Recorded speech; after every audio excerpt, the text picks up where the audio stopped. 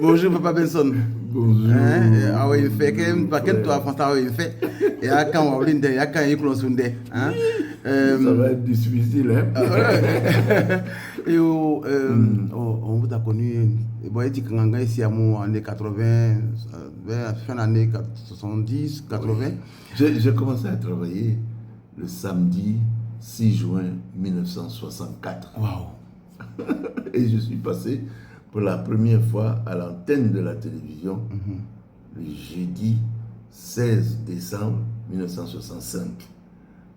Un an après. Oui, parce que j'étais en formation en France. Ah, c'est intéressant.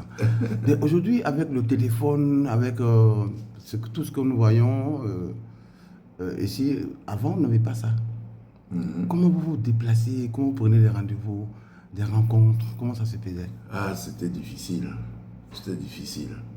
Mais c'était exaltant aussi, parce que nous faisions un travail que les gens aimaient. Et nous-mêmes, on aimait ce travail-là. Oui. On faisait découvrir des choses aux gens. Et nous-mêmes, ça nous faisait apprendre ce que nous ignorions. Bien sûr. J'ai parcouru, grâce à ce travail-là, toute la Côte d'Ivoire, de long en large. J'ai parcouru l'Est, l'Ouest, le centre baoulé, on ne dit pas, l'Est, le Nord et tout. J'animais une émission, je produisais une émission qui s'appelait l'Opération Riz. Parce que nous dépensons beaucoup d'argent à importer du riz. Riz thaïlandais, riz vietnamien, et ça coûte cher à la Côte d'Ivoire. Alors que nous avons des bas-fonds. Nous avons des espaces. Mais vous savez, un bateau de riz, quelle que soit sa provenance, qui entre au port d'Abidjan, c'est près de 100 millions dans la poche d'un Ivoirien. Un ministre ou un directeur général, ils ont la caisse de péréquation, tout ça. Et ils se font leur beurre dessus.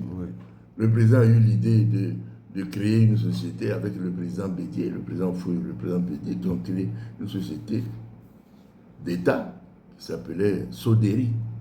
On a confié ça à un monsieur qui s'appelait Oulaï Kebianya. Un monsieur qui a fait un travail formidable. Il a sponsorisé cette émission-là. On a fait toute la Côte d'Ivoire. À cette époque, la Côte d'Ivoire s'est trouvée toute verte.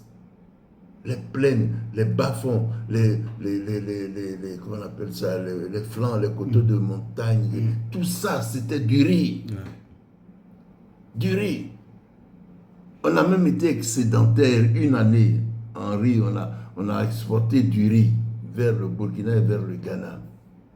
J'avais demandé au président, c'est une parenthèse, j'ai dit, monsieur le président, vous savez pour le riz là pour envoyer aux gens, alors qu'on en a besoin ici. Il dit, vous ne réfléchissez pas. Je leur envoie ça pour qu'ils ne soient pas obligés de venir prendre ça ici par la force. Et ça s'est vérifié. Donc, nous étions les bienvenus partout.